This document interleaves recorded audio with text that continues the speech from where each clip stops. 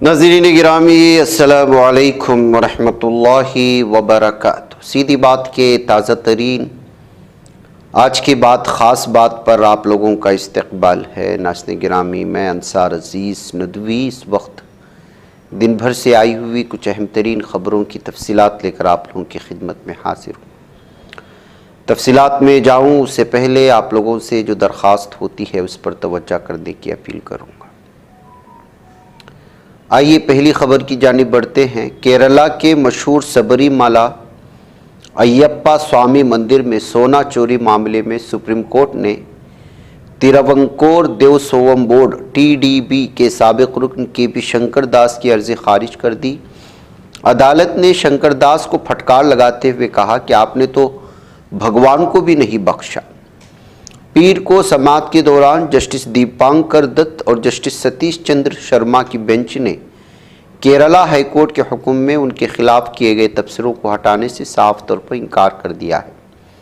समाअत के दौरान supreme court ने सख्त तबसरा करते हुए कहा कि आपने तो भगवान को भी नहीं छोड़ा, कम अज़ कम मंदिर और भगवान को तो बख्श दीजिए। दिल्ली असम्बली का सरमाई इजलास आज यानी पीर से शुरू हो गया और इस सिलसिले में जो अंदेशा जाहिर किया गया था आखिरकार वही हुआ। असम्बली इजलास के पहले रोज़ अपोजिशन आम आदमी पार्टी ने लेफ्टिनेंट गवर्नर के खिलाफ के खिताब के दौरान ही हंगामा कर दिया, जिसके बाद असम्बली स्पीकर विजेंद्र गुप्ता ने कुछ अपोजिशन मेंबरान असम्बली को बाहर ले जाने का हुक्म दिया, मगर इसी दौरान पूरे अपोजिशन ने वॉकआउट कर दिया। ऐवान से बाहर जाने के बाद मेंबरान असम्बली ने बाबा कौम महात्मा गांधी के मुजस्समे के पास धरना दे दिया। दिल्ली हाईकोर्ट ने पीर के रोज़ साबिक मरकज़ी वज़ीर रेल और RJD के सरबराह लालू प्रसाद यादव की उस अर्ज़ी पर मरकज़ी तफ्तीशी ब्यूरो को नोटिस जारी किया है, जिसमें उन्होंने IRCTC घपला मामले में इल्ज़ामात आयद किए जाने के हुक्म को चैलेंज किया था। जस्टिस स्वर्ण कांता शर्मा की बेंच ने CBI से इस मामले में जवाब दाखिल करने के लिए कहा है। कौमी राजधानी की जहरीली हवा से निमटने के लिए दिल्ली हुकूमत के ज़रिए अक्टूबर 2025 में किए गए मसनूई बारिश के तजुर्बे पर अवामी फ़ंड से 37.93 लाख रुपए खर्च हुए, मगर पूरा प्रोजेक्ट राजदारी के अंधेरे में छुपा हुआ है। इंडिया टुडे की तरफ से दायर की गई RTI के ज़रिए रकम सामने आए, लेकिन अखराजात की तफसीलात, ठेके का अमल और नताइज को पूरी तरह छुपाया गया है। मध्य प्रदेश में देवास के SDM की उस वक्त मुश्किलें बढ़ गई जब उनके ज़रिए जारी एक सरकारी हुक्म सोशल मीडिया पर वायरल हुआ। इस हुक्म में रियासती काबीना के वज़ीर कैलाश विजय वर्गीय के मुतनाज़ घंटा वाले बयान का जिक्र किया गया था। ख़त के सामने आते इंतज़ामिया ने सख्त मौक़िफ़ इख्तियार किया और देवास की SDM आनंद मालविया को फौरी असर से मुअत्तल कर दिया है। उत्तर प्रदेश के प्रयागराज में एक IAS अफसर के घर पर चल रहे जिस्म फरोशी के अड्डे का पर्दाफाश होने से इलाके में सनसनी फैल गई। गुज़िश्ता रोज़ प्रयागराज पुलिस ने केडगंज वाक़े खातून IAS अफसर की रिहाइशगाह पर छापा मारा, जिस्म फरोशी की रैकेट का पर्दाफाश किया। एक रिपोर्ट के मुताबिक 3 माह कबल सर्वेश द्विवेदी नामी शख्स ने अपने ख़ानदान के साथ रहने का वादा करके 15,000 रुपये माहाना किराए पर मकान लिया था। कुछ दिन बाद ही मोहल्ले के लोगों को वहाँ मुश्तबा सरगर्मियों और रात गए लड़के और लड़कियों के आने जाने से शक हुआ, जिसकी इत्तला उन्होंने पुलिस को दी।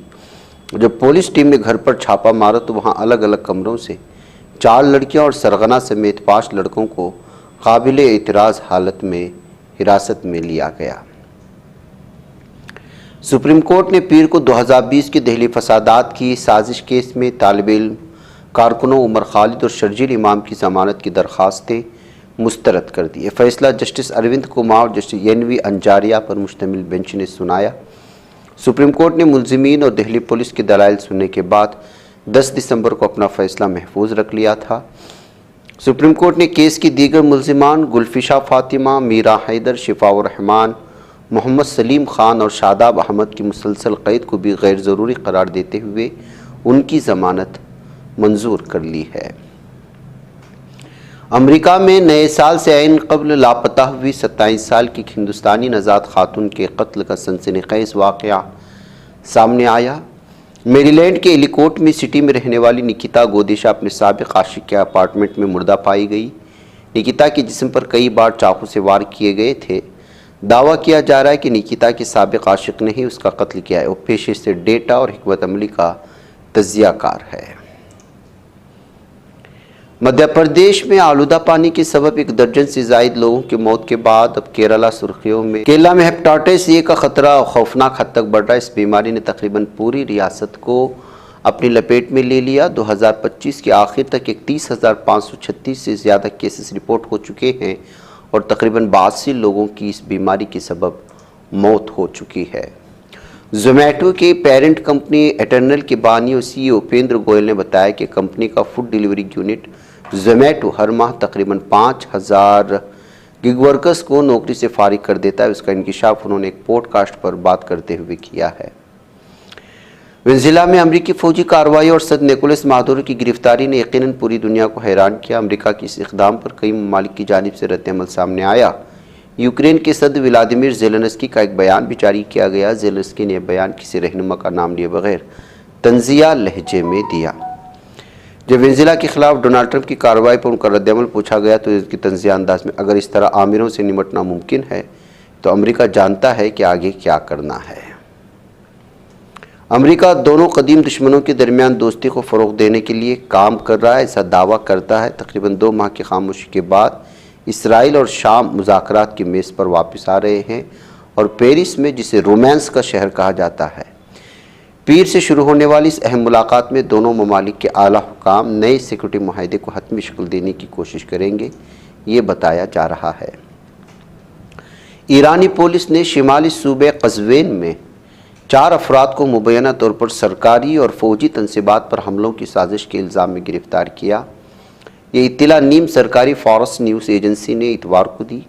फ़ारस ने सूबे के पुलिस कमांडर मोहम्मद कासिम तरहानी के हवाले से बताया कि मुश्तबा अफराद पर इल्ज़ाम है कि वह कज़वीन के एक शहर में सिक्योरिटी को कमज़ोर करने के लिए हालिया मुजाहरों से फ़ायदा उठाने की कोशिश कर रहे थे।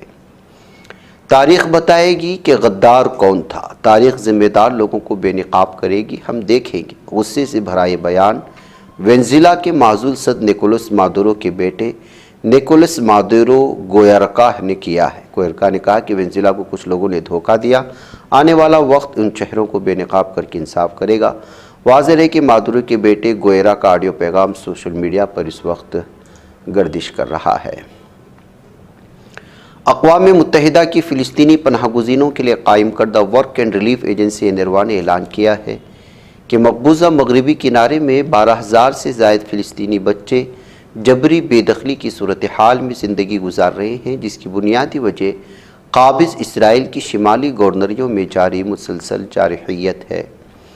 21 जनवरी 2025 से काबिज़ इसराइल की फ़ौज ने शिमाली मगरबी किनारे में एक मुनज़्ज़म अस्करी मुहिम शुरू की, जिसका नाम आहनी दीवार रखा गया। यह ऑपरेशन सबसे पहले जिनेन कैंप से शुरू हुआ और बाद नूर शम्स और तूल करम कैंपों तक फैल चुका है। वेनेजुएला के सद निकोलस मादुरो ने न्यूयॉर्क में मैनहट्टन की वफाकी अदालत में एक जज के सामने पेशी दी, जबकि सलामती कौंसिल आज वेनेजुएला में अमरीकी अस्करी मुदाखलत के मामले पर इजलास करेगी। काबिज़ इसराइली जंगी तैयारों ने आज पीर के अहले सुबह गाज़ा पट्टी के मुख्तलिफ इलाकों पर शदीद फ़िज़ाई हमलों का सिलसिला शुरू किया है, जो मशरक़ी इलाकों पर भारी तोपखाने की गोलाबारी के साथ जारी रहा, जबकि फ़िलिस्तीनी शहरियों के घरों को मुनज़्ज़म अंदाज में धमाकों से उड़ाने की कार्रवाइयाँ भी मुसलसल की जाती रही हैं। काबिज़ ज़ालिम इसराइली जंगी तैयारों ने जनूबी लबनान के बलदा बरेक़ा में गाड़ी को निशाना बनाकर तबाह किया, जबकि लबनानी ज़राए ने सुबह के वक्त जनूबी लबनान के शहर अल-ख़य्याम में ज़ोरदार धमाके की आवाज़ सुनी, जो बाद में घर के अतराफ़ किए गए हमले का नतीजा साबित हुई है। काबिज़ ज़ालिम सहनी दरिंदों की फ़ौज और पुलिस की सरपरस्ती में यहूदी दहशतगर्दों ने अल-कुद्स के मशरक़ी हिस्से में वाक़ बलदा सलवान के महल्ला बतन अल-हवा में एक रिहायशी इमारत पर ज़बरदस्ती कब्ज़ा कर लिया है। इन दरिंदों ने इलाका मशरक़ी बैतुल मक़दिस का हिस्सा है, जहाँ पर कब्ज़ा किया। सहयूनी आबादकारों की सरगर्मियाँ सबसे ज़्यादा शिद्दत के साथ इसी इलाके में जारी रहती हैं। नाज़रीन, मुझे इजाज़त दें। अस्सलामु अलैकुम व रहमतुल्लाहि व बरकातुहू।